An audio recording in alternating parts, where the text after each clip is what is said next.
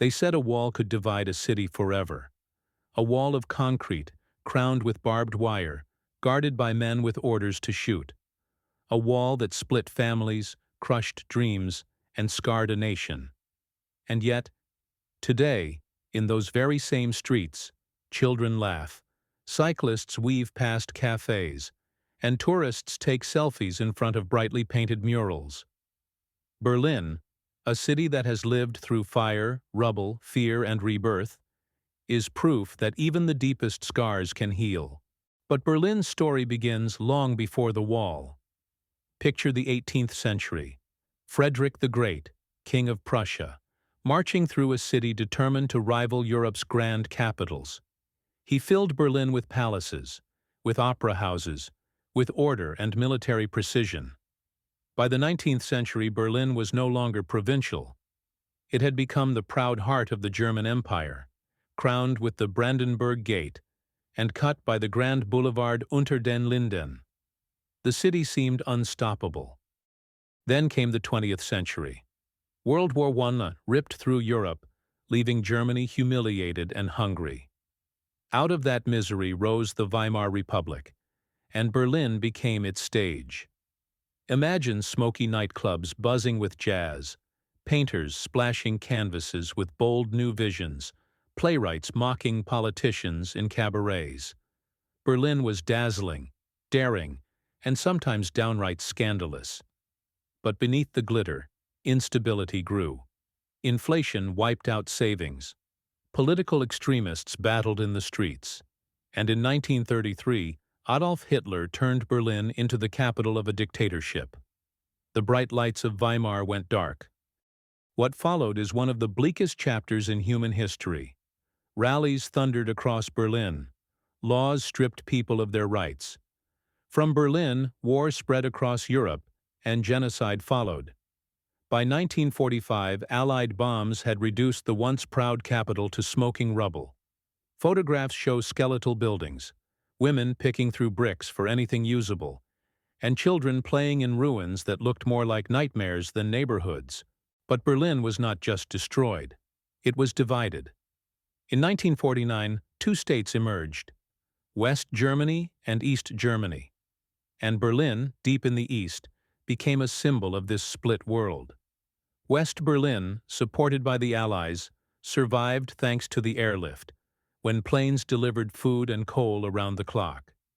East Berlin became the Soviet showcase, rebuilt in rigid lines of socialist architecture.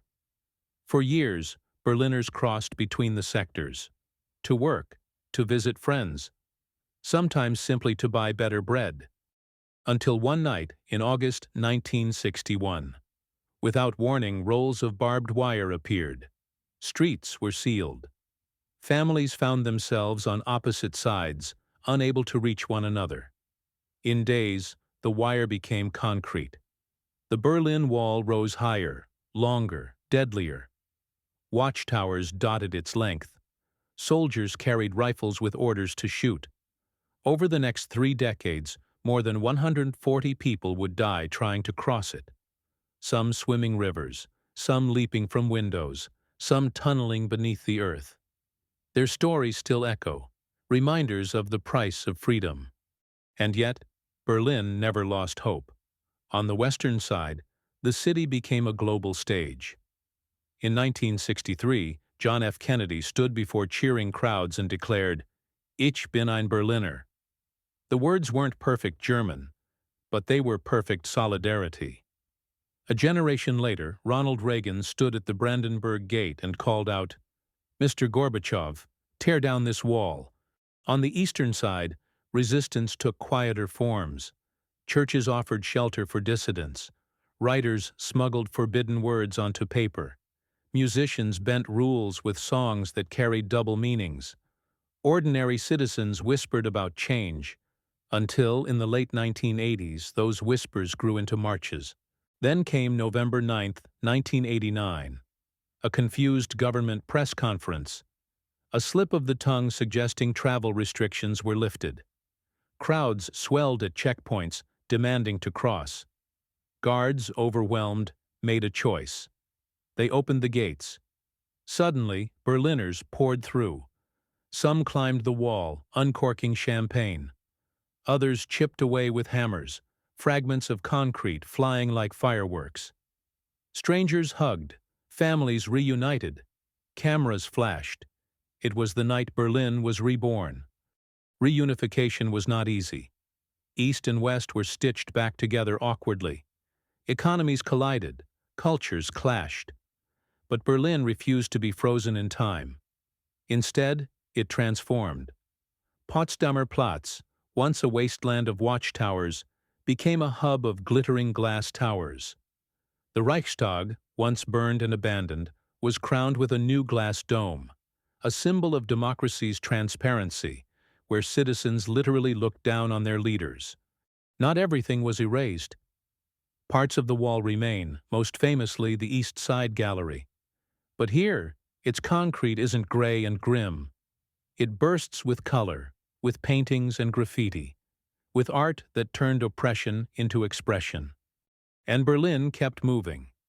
In the 1990s and 2000s, it became a magnet for artists, musicians, and dreamers drawn to its cheap rents and raw energy. Abandoned factories became techno-temples. Turkish immigrants built bustling markets, weaving Berlin into a patchwork of flavors and languages. Today, Berlin is the political capital of Europe's largest economy, home to both global startups and underground clubs, to solemn memorials and playful street art. Walk its streets, and you'll see contradictions everywhere. A glass skyscraper rising beside a bullet-scarred church. A trendy cafe next to a memorial stone. A city both proud and humble, scarred and vibrant, haunted and hopeful. Berlin does not hide its past.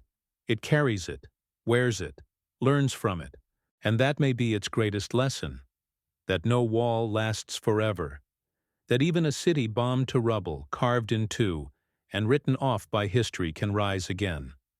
Berlin teaches us that scars don't weaken. They remind us of our strength. From wall to wonder, Berlin's journey is not just about one city. It's about resilience, about courage, about the endless capacity of human beings to build anew. And that's why Berlin, in all its contradictions, has a spirit unlike anywhere else. Because here, you feel it in the air. The future is always just beginning.